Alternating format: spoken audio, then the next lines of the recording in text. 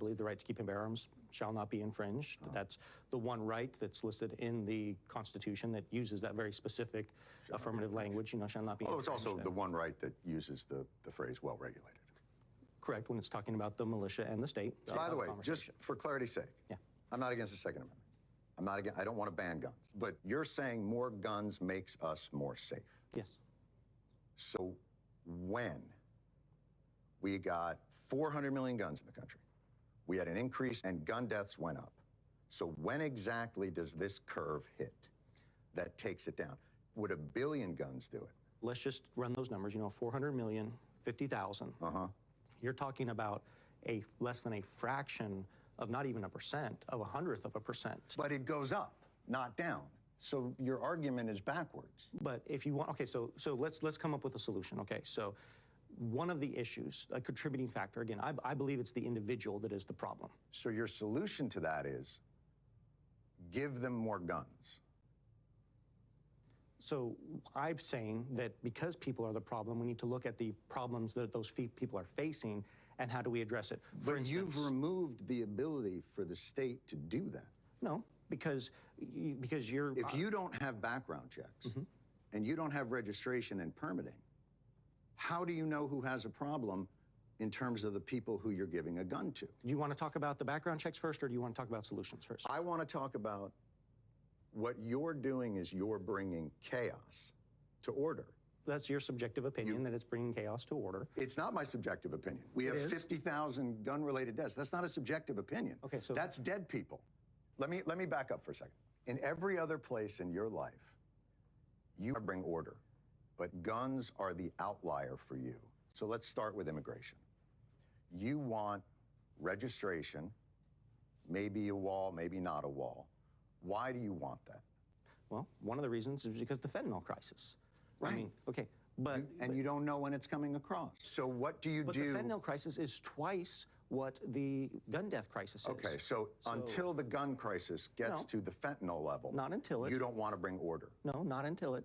But do you see my point? If we're going to talk about protecting lives, that's a larger issue in America than guns is. If we're talking about individual lives of ways that they can be protected, loss of life in America, there's loss of life through fentanyl. There's loss of life through obesity. The obesity crisis in America costs 6 times the number of lives as guns. Right, and you're the guy saying, you know what would help this?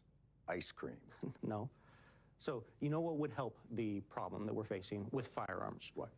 The fatherlessness crisis that we have in America. If you look at the statistics... Right. Yeah, they're dying from gun deaths. 80% of school shooters either came from a broken or fatherless home. So you would say no guns for fatherless homes? No, that's not what I would say. I would say that fathers need to be more engaged. Great. So let's with a firearm if they don't have a father in the home. Let's put more resources into areas that are poverty-stricken. All for it. And into fatherlessness, and that's something that we're doing. But why, with guns, are you against bringing order? I'm not against bringing order. You are. You're also making it less safe for cops and for people. When the police go to a domestic call, it's the most dangerous call they can go on. In your world, if they knew that there were firearms in the house, that's a safer call. Is that what you're saying? No, because police... Because why? Because police treat every situation as a potential... But more guns makes us safer. So why don't, when the police go to a house filled with guns, why don't they breathe a sigh of relief knowing that this Second Amendment that shall not be infringed is being exercised so fruitfully in this home? Are you familiar with the 39-year-old woman in New Jersey?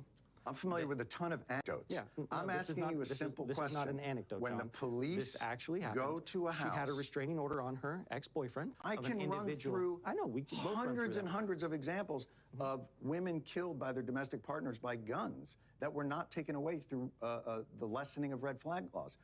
You're pivoting to anecdotes. No, this is not anecdotes. What the police say, if we had gun registration, if we were able to track purchases, they have a technology that every bullet would be stamped with an individual like a fingerprint. If we had an ATF that wasn't defunded, we would be able to enforce gun laws more effectively, and we would be able to solve gun crimes more effectively.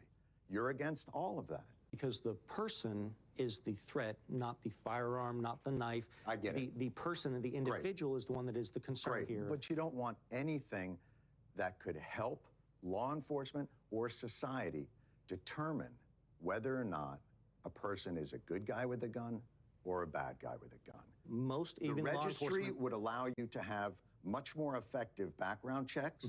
So I don't understand why you won't just admit that you are making it harder for police to manage the streets by allowing all of these guns to go out without permits, without checks, and without background stuff. Why is that hard? Why can't you just stand by that? Because that's not what I'm doing. I'm defending the individual's right to keep and bear arms. That's a different argument. Okay, but you may do. Here's what I'm saying. You want to say I'm a Second Amendment purist and I'm making it safer. You're not. You're making it more chaotic, and that's not a matter of opinion. That's the truth. That is a matter of opinion, John. But why take away their tools? Because certain of their tools that they're using would be infringements upon the people's right to keep and bear arms, upon their constitutional rights, upon due process, upon other things. That registering is an infringement? Yes. Okay. Is voting a right? It's a right for citizens, yes. Do you have to do anything to do it? Yes. What do you have to do? It depends on the state. What do you have to do? Sometimes you have to be at least 18 years old. What do you have to do? And in some places you have to have a government-issued ID. What do you have to? You have to be on the voter rolls? Register. You have to register. So you have to register to a right. Is that an infringement? Does the right to voting say shall not be infringed?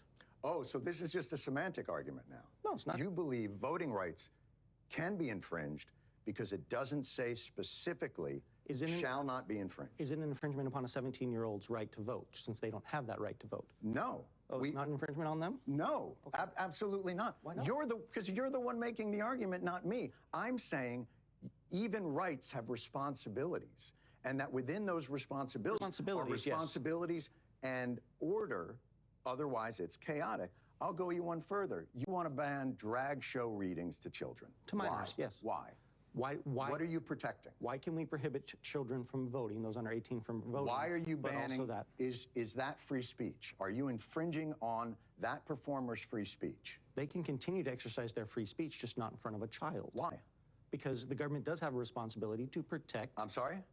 The government does have a responsibility in certain instances to protect children. What's the leading cause of death amongst children in this country? And I'm going to give you a hint. It's not drag show readings to children. Correct, yes. So what is it? I'm presuming you're going to say it's firearms. No, I'm not going to say it like it's an opinion. That's what it is. It's firearms. More than cancer, more than car accidents. And what you're telling me is you don't mind infringing free speech to protect children from this amorphous thing that you think of. But when it comes to children that have died, you don't give a flying fuck to stop that because that shall not be infringed. That is hypocrisy at its highest order.